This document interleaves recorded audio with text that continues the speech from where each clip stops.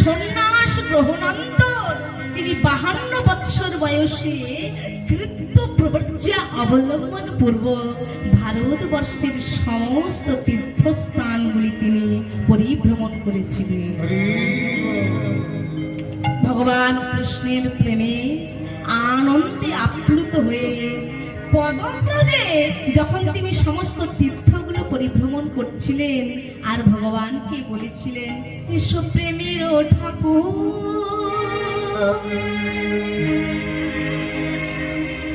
কৃষ্ণ মুরারি মন্দিরে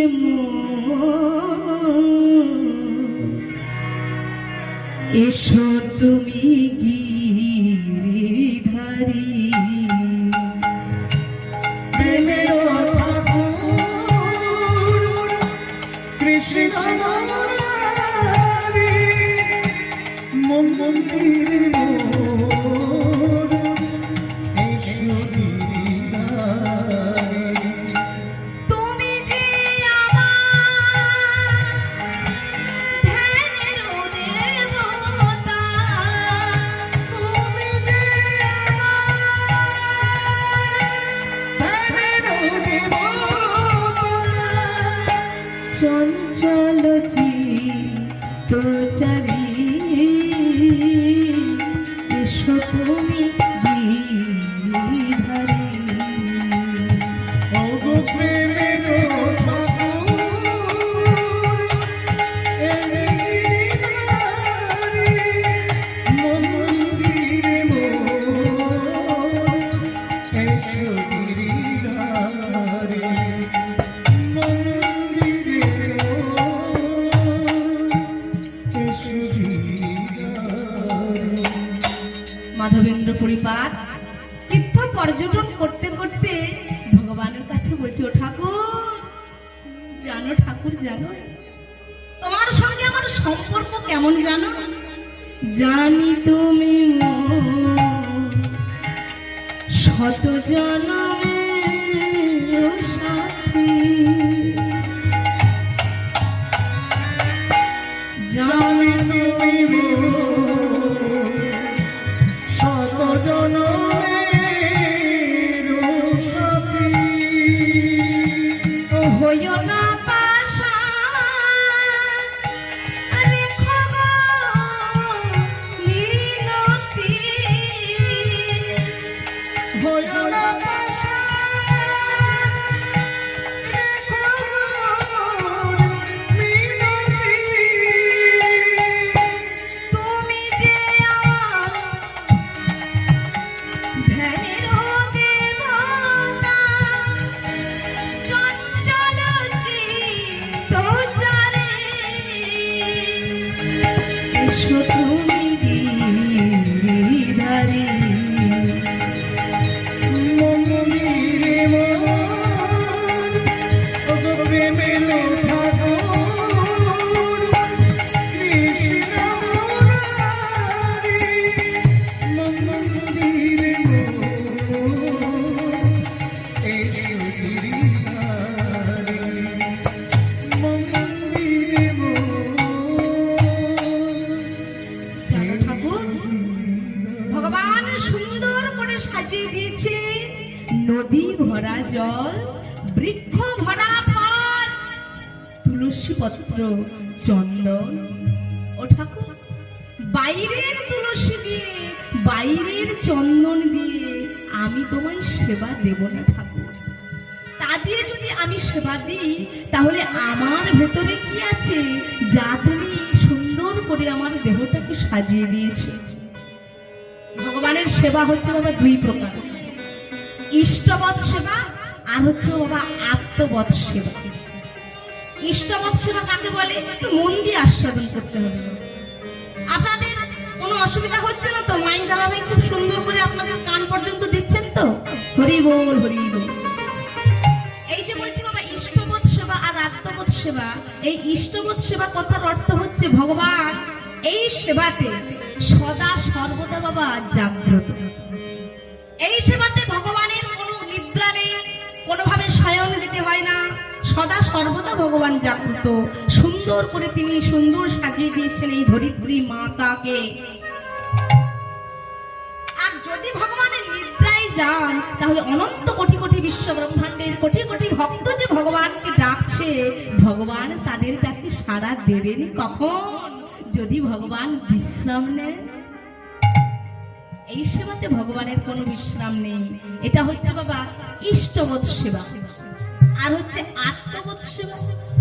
আত্মবোধ সেবা হচ্ছে বাবা নিজের মতো করে ভগবানকে যে ভালোবেসে, এই যে আমি ঘুমাচ্ছি ভগবানকে শয়ন দিচ্ছি, আমার খিদে লেগেছে ভগবানকে দিয়ে আমি খাচ্ছি, এবং সংকল্প করেছি যে অষ্টম প্রহর, চতুর্থ প্রহর, 16 প্রহর, 24 প্রহর ধরে সংকল্প করে ভগবানকে নিয়ে এসেছি। আবার তার মতো সেবা করে দিয়ে তার জায়গায় আমরা দিয়ে আসব। এই যে সংকল্প করেছি, একে বলা হচ্ছে বাবা নিজের মতো করে সেবা করা। সেটা হচ্ছে আত্মবোধ সেবা। ভগবানকে শয়ন দিলাম, আবার হাতে তালি দিয়ে নিজের সময় মতো করে আবার তুললাম। তা মাধবেন্দ্র পরিপাত বলছে, বাইরের যে তুলসী, বাইরের চন্দন দিয়ে আমি সেবা দেব না প্রভু। বন তুলসী দিয়ে পুজিব না, মন তুলসী দিয়ে পুজিব গো চরণ তোমার। মাধবেন্দ্র পরিপাত তার এই মনের প্রগাঢ় ভক্তি নিয়ে, ভক্তির ডালি নিয়ে যখন পৃথিবীর সমস্ত জায়গায় পরিক্রমা করলেন, পদব্রজে পরিক্রমা করতে করতে, ভ্রমণ করতে করতে এলেন কোথায়? মধুময় শ্রীধাম বৃন্দাবন।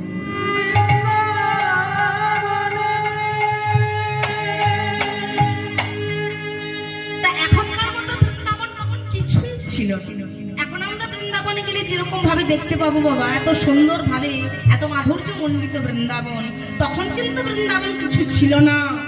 মাধবেন্দ্র পরিপাত গুরু পরম্পরায় বৃন্দাবনের অবস্থানটুকু জানতে পেরেছিলেন। তা বৃন্দাবনকে চিনলেন কেমন ভাবে? যখনই গভীর জঙ্গলাকীর্ণ অবস্থায় বৃন্দাবনে পৌঁছালেন, চিনলেন, দেখতে পেলেন যে সম্মুখে কালো জল যমুনা বয়ে চলেছে। আর যখনই যমুনা বয়ে চলেছে বাবা, ছুটতে ছুটতে যমুনার সম্মুখে গিয়ে সাষ্টাঙ্গে প্রণিপাত করে বললেন, যমুনা ও গো যমুনা,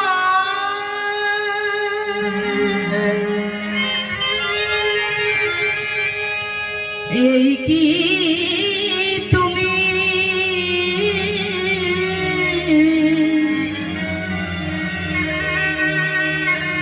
তুমি সেই যমুনা প্রবাহিনী। যমুনা, এই তুমি সেই যমুনা প্রবাহিনী। ও যারা বিমল তটে রূপের হাটে, ও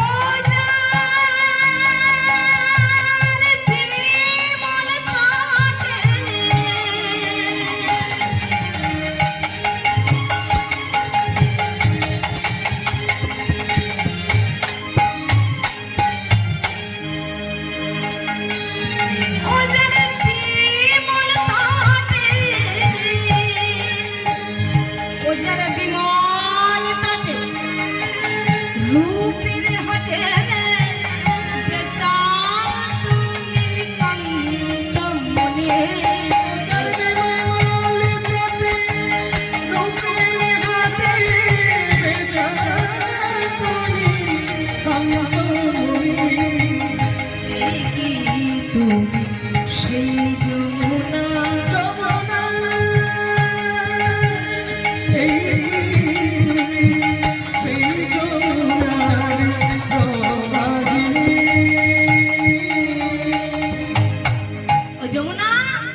বলো বলো, তা তুমি যদি সেই যমুনাই হবে তাহলে তারা কোথায়? মাধবেন্দ্র পরিপাত বলছে, কারা গো? কাদের কথা বলছে পরিপাত? কারা? যমুনার সঙ্গে যারা ছিল, এই যে বললাম যার বিমল তটে রূপের হাটে। এই যে যমুনা, বৃন্দাবনে যমুনার তীরে বাবা একটা হাট বসত। তা সেই হাটটা কি হচ্ছে বাবা? ওই ব্রজ গোপীগণের রূপ যৌবনের হাট। সেই ব্রজ গোপীগণের রূপ যৌবনের যখন হাট বসতো বাবা, সেখানে বেচা কেনা কি হতো? বেচা কেনা হতো ওই নীলকান্তমণি সদৃশ গোবিন্দ আমার বিক্রি হতে। বোঝা যাচ্ছে তো বাবা? নীলকান্তমণি সদৃশ গোবিন্দ আমার বিক্রি হতে। তাহলে গোবিন্দ যদি বিক্রি হয়, গোবিন্দকে কিনতো কারা? যাদের অনুরাগের নয়ন আছে, যাদের অনুরাগের মূল্য আছে, তারা গোবিন্দকে কিনতে পারত। সেই কথাটা মাধবেন্দ্র পুরীপাদ বলছে, শোনো, তাহলে ওই ব্রজপকিনীগণের রূপ যৌবনের হাটে নীলকান্তমণি সদৃশ গোবিন্দ আমার বিক্রি হতে বিমল তটে।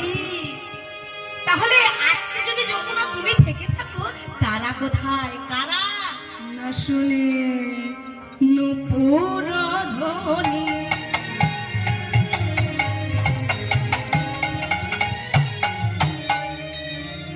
যমুনা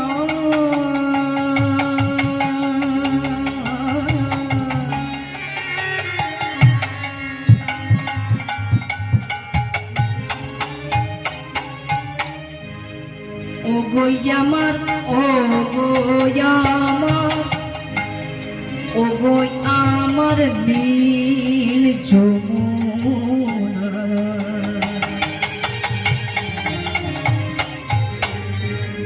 যমুনা যমুনা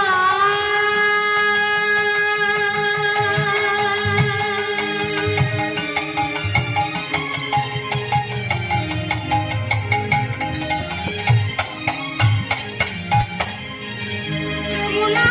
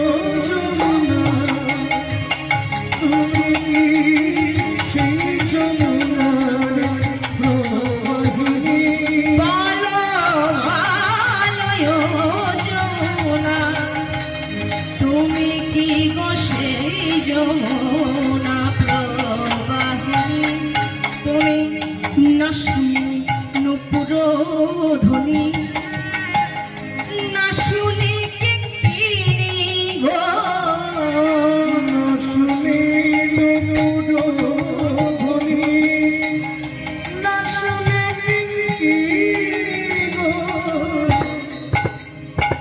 ওই মধুর হাসি, মধুর হাসি আর নাহি শুনি, ওই মধুর হাসি,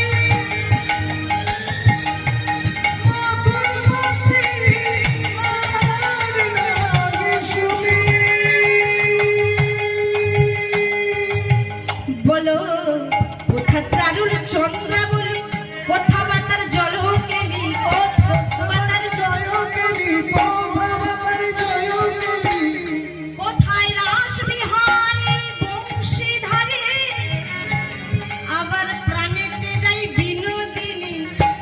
যমুনা ও যমুনা, তুমি কি গো সেই যমুনার প্রবাহিনী, যমুনা যমুনা, তুমি কি সেই যমুনার প্রবাহিনী? ও যমুনা, তোমার সঙ্গে তারা কোথায়? যখনই বাবা যমুনার কালো জলকে দেখে যমুনার কাছে সমস্ত মনের কথা ব্যক্ত করছে, আবার যমুনার কাছে সাষ্টাঙ্গে প্রণিপাত করে মাধবেন্দ্র পুরী ভাবলেন, না, বৃন্দাবনে যখন এসেছি একবার 84 কোষ বৃন্দাবন আমাকে ভ্রমণ করতে হবে। 84 ক্রোশ বৃন্দাবন ভ্রমণ করে গিরি গোবর্ধন ভ্রমণ করলেন। এই বাবা গিরি গোবর্ধন ভ্রমণ করে গিরি গোবর্ধনে শিলাখণ্ডের উপর পাদদেশে, গিরি গোবর্ধনের পাদদেশে একটা শিলাখণ্ড, এটা হচ্ছে গোবিন্দ কুণ্ড রয়েছে। তা সেই গোবিন্দ কুণ্ডের তীরে বসে মাধবেন্দ্র পরিপাত অবিচল নয়নে সেই গিরিরাজ গোবর্ধনকে দর্শন করছে। ওই তো সেই গিরি গোবর্ধন, যে গিরি গোবর্ধনকে ভগবান ধারণ করেছিলেন নিজের কনিষ্ঠ অঙ্গুলিতে। অহংকারী দেবরাজ ইন্দ্র যেনার দর্পকে চূর্ণ বিচূর্ণ করে দেওয়ার জন্য ভগবান আমার 84 ক্রোশ বৃন্দাবন ভূমণ্ডলের মধ্যে, যার দৈর্ঘ্য হচ্ছে বাবা 16 ক্রোশ, যার উচ্চতা 8 ক্রোশ, জয় রাধে, যার উচ্চতা হচ্ছে 16 ক্রোশ, দৈর্ঘ্য 8 ক্রোশ, প্রস্থ 4 ক্রোশ। বুঝতে পারছেন তো? এমন হচ্ছে গিরি গোবর্ধন, তাকেও পর্যন্ত ভগবান ধারণ করে ব্রজবাসীদের বাঁচিয়েছিলেন ইন্দ্রের কোপ হতে। কত বছর বয়সে? 7 বৎসর 2 মাস 10 দিনের মাথায়। সেই দৃশ্য ভগবানের মনে পড়ছে, মাধবেন্দ্র পরিপাতের স্মরণ করছে যে হ্যাঁ, ভগবান লীলা করেছেন গোবিন্দ কুণ্ডের তীরে বসে, অপরূপ লীলা। ভগবানের সেই লীলার কথা স্মরণ করছেন। গিরি ধারি গোপাল ব্রজ গোপদুলা,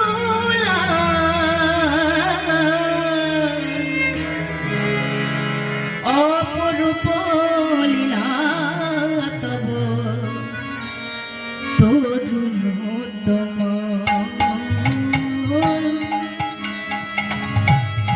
অপরূপ লীলা তব তরুণোত্তম। গিরি ধারি গোপাল ব্রজ যশোদা দুলাল, অপরূপ লীলা তব তরুণোত্তম, অপরূপ লীলা তব তরুণোত্তম। গিরি ধারি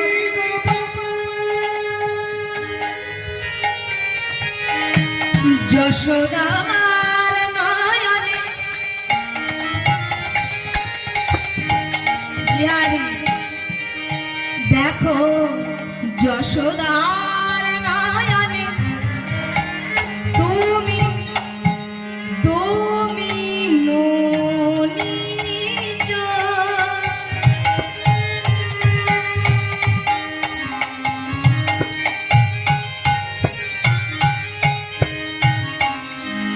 যশোদার নয়নে তুমি ননিজ,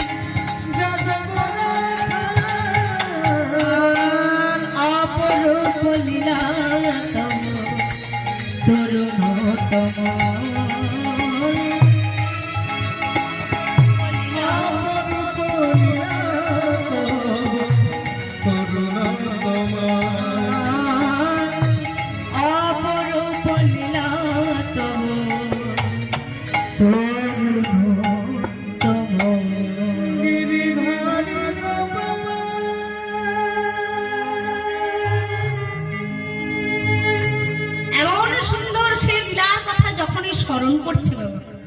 এই যে মাধবেন্দ্র পরিপাত কিন্তু বাবা দুটো তিনি অযাচক বৃত্তি ধারণ করেছিলেন, আর একটা প্রতিজ্ঞা করেছিলেন যে তিনি সদা সর্বদা কৃষ্ণ নাম করবেন।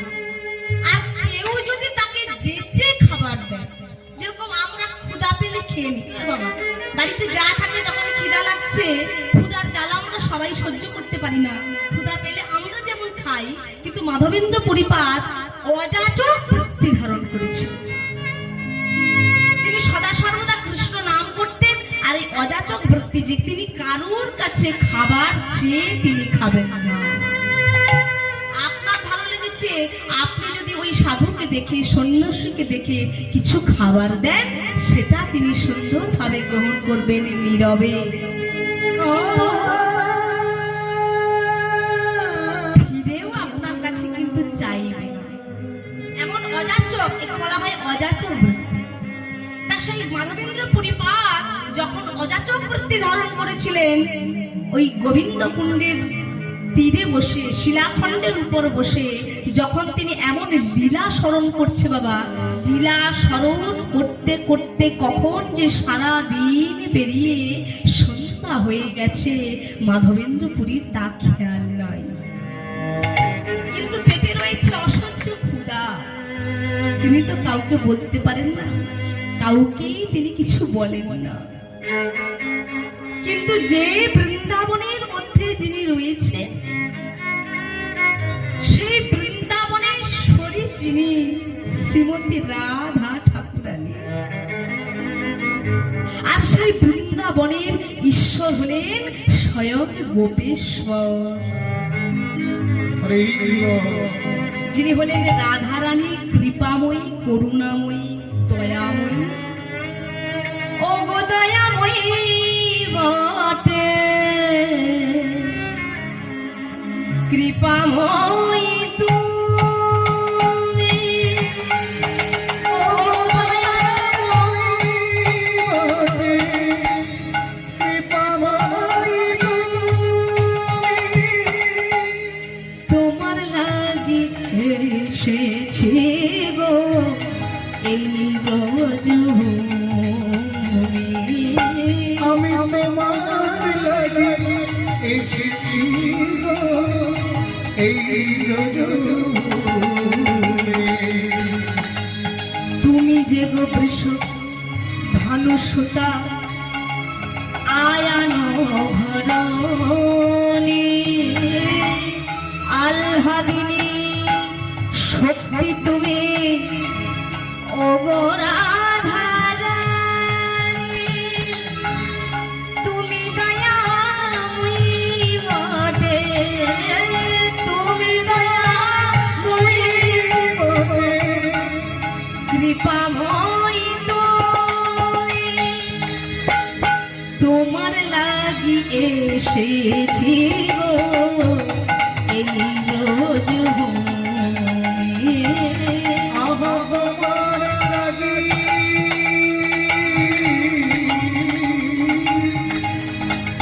তোমার লাগি এসেছি গো এই রজনী। তোমার লাগি এসেছি গো এই রজনী। যে বৃন্দাবনের ঈশ্বরের স্বয়ং দয়াময়ী কৃপাময়ী রাধারানী, তিনি তার প্রাণনাথকে প্রাণবধূকে বললেন, ও প্রাণবল্লভ, ও প্রাণবধূয়া, যে বৃন্দাবনে আমরা থাকি, এমন বৃন্দাবনের মধ্যে এমন একজন ভক্ত যে তোমাকে সদা সর্বদা ডাকছে, আর সে কি করে উপবাসী হয়ে থাকতে পারে? ও প্রভু, তুমি যাও, তুমি গিয়ে ওই ভক্তের ক্ষুধা নিবৃত্তি করো। হ্যাঁ রাধে, তুমি ঠিক কথাই বলেছ। ভক্ত ছাড়া আমার মহিমা জগতের মাঝে ব্যক্ত করবে কার সাধ্যি রয়েছে? কারণ ভক্ত আমার মাতা পিতা, ভক্ত আমার গুরু, ভক্তরাই নাম রেখেছে আমার বাঞ্ছা কল্পতরু। নিতাই গৌর হরি বল। জানেন, ভক্তই পারে বাবা অসাধ্য সাধন করতে। ভক্তই পারে বাবা এত সুন্দর ভাবে, এই যে আপনারা বললেন না যে 1.5 মাস ব্যাপী ভগবানের নাম সংকীর্তন করে আজকে তার মহা মহোৎসব ভক্ত সেবা। কেন আপনারা ভক্ত সেবা দিলেন? আপনারা কি ভক্ত সেবা দিয়ে অনেক টাকা পয়সা খরচ করছেন, মহোৎসব করলেন অনেক, এখনকার সবজির মূল্য অনেক, কেন পারতেন না? এটা কি না দিলে আপনারা পারতেন না? কি দরকার দেওয়া? কারণ রামকৃষ্ণ পরমহংসদেব বললেন পৃথিবীর প্রত্যেক কোণায় ভগবান বিরাজ করছেন। এই যে ধূলিকণা, সর্বত্র ভগবান বিরাজ করছেন। কিন্তু হ্যাঁ, একজন মানুষের মধ্যে ভগবান সর্বত্র পরিমাণে বেশি পরিমাণে তিনি বিরাজ করছেন। যত জায়গায় বিরাজ করুন না কেন, সর্বাধিক পরিমাণে কিন্তু মানুষের মধ্যে রয়েছেন। তাই মানুষের সেবা, সবার উপরে মানুষ সত্য, তাহার উপরে নেই। মানুষের সেবা করা হচ্ছে আসল ভগবানের সেবা করা। তা প্রভু, ভক্তের সেবা করতে হবে, ভক্তের প্রতি তোমাকে দৃষ্টি দিতে হবে। রাধারানীকে বললেন ভগবান কৃষ্ণচন্দ্র, শোনো, ভক্ত ছাড়া আমি অসম্পূর্ণ। কৃষ্ণ নাম হরিনাম বড়ই মধুর, যেই জন কৃষ্ণ ভজে সে বড় চতুর। আমি যাব সেই মাধবেন্দ্রপুরীর কাছে।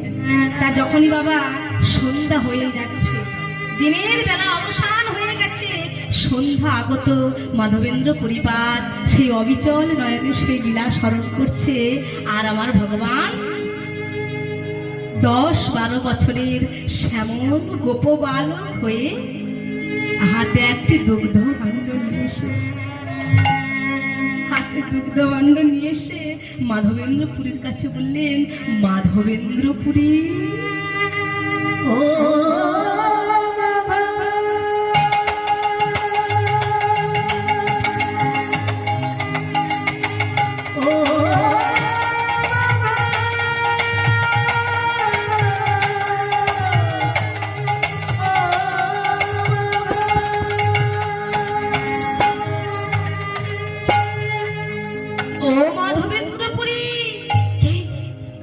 আমাকে এমন সুন্দর গলা। মায়েরা, বাবারা, এই যে বাবা আমাদের কণ্ঠস্বর ভগবান দিয়েছে, আপনাকে আলাদা কণ্ঠস্বর দিয়েছেন, উনাকে আলাদা কণ্ঠস্বর দিয়েছেন, আমাকে আলাদা কণ্ঠস্বর দিয়েছেন। আমাদের কণ্ঠস্বর হচ্ছে মানুষের কণ্ঠস্বর, কিন্তু যিনি স্বয়ং ভগবান এসে ডাক দিলেন মাধবেন্দ্রপুরী বলে, আপনার নাম ধরে ডাকলেন না, উনার নাম ধরে ডাকলেন না, আমার নাম ধরে ডাকলেন না, মাধবেন্দ্রপুরী পাদ বলে ডাকলেন। তাহলে ওই কণ্ঠস্বর কি বাবা একই লাগবে? আমাদেরও সঙ্গে কোনো তুলনা থাকবে? মিল থাকবে? থাকবে না। যার ভগবানের কণ্ঠস্বর যে, সে কণ্ঠস্বর অত্যন্ত আলাদা হবে। শোনার সঙ্গে সঙ্গে মাধবেন্দ্রপুরীর হৃদয়টা বাবা গলিত হয়ে গেল, চমকে উঠলেন। কে কে এমন ভাবে আমায় এমন সুরে, এমন ভাবে কোনোদিন তো আমি এমন কণ্ঠস্বর শুনি নাই।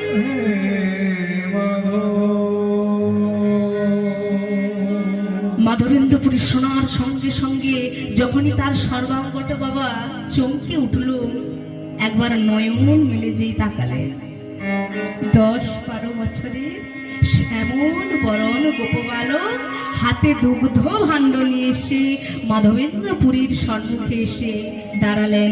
অপরূপ গোপবালক দুগ্ধ ভাণ্ড লইয়া,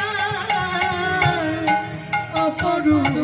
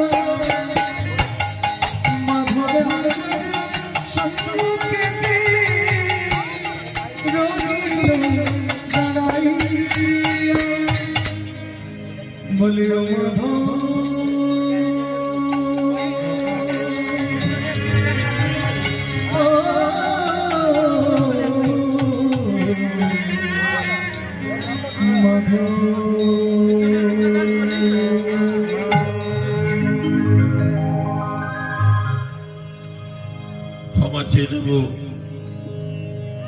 সঙ্গীতের মাঝে ত্রুটি ঘটানোর জন্য দুর্মুট রাজরাজ্যের সচিব হরিসভার পক্ষ থেকে শিল্পীর এই সুরেলা কণ্ঠে সন্তুষ্ট হয়ে 100 টাকা দিয়ে তাকে উৎসাহিত করছেন। আমরা দুঃখিত অধিক রাত্রি হয়ে যাওয়ার জন্য আমরা সুন্দর পরিবেশ তৈরি করে দিতে পারিনি। সেজন্য যারা আছেন তাদের কাছে আমাদের বিনীত প্রার্থনা, শিল্পীর সঙ্গে থেকে সহযোগিতা করবেন, উৎসাহিত করবেন ওনাকে।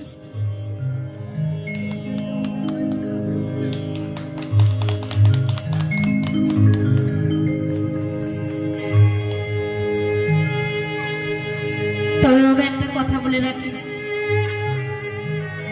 ভগবানের চরণ পর্যন্ত কিন্তু সবাই যেতে পারে না বাবা। সবার সৌভাগ্য হয় না যে তার চরণ পর্যন্ত এগিয়ে যাওয়া। হ্যাঁ, আসরের প্রথমে কিন্তু কতজন এসেছিল, কিন্তু জানেন ধান দেখেছেন আপনারা, ধানের বীজও দেখেছেন।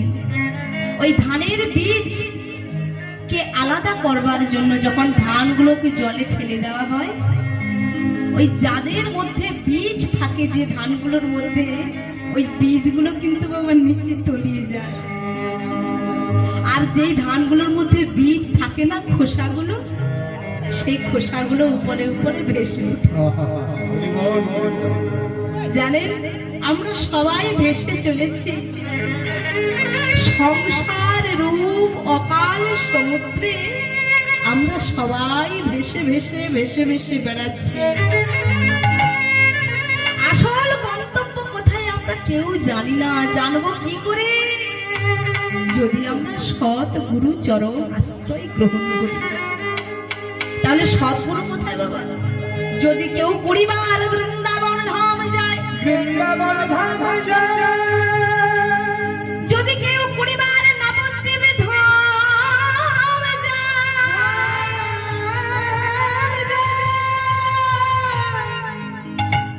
তথাপিও ভগবানকে খোঁজার জন্য তীর্থে তীর্থে সব জায়গায় গেল বাবা, কিন্তু ঘরে তার রয়েছে সচল ভগবান। অপরাধ নেবেন না মায়েরা, আমরা কলির জীব, বাইরে বাইরে আমরা ভগবানকে খুঁজে বেড়াচ্ছি, কিন্তু আমাদের সবাকার ভগবান, সচল ভগবান, জীবন্ত ভগবান আমাদের নিজেদের পিতামাতা, নিজেদের বাড়িতেই রয়েছে। আমরা কলির জীব হয়ে কতজন সেই বাবা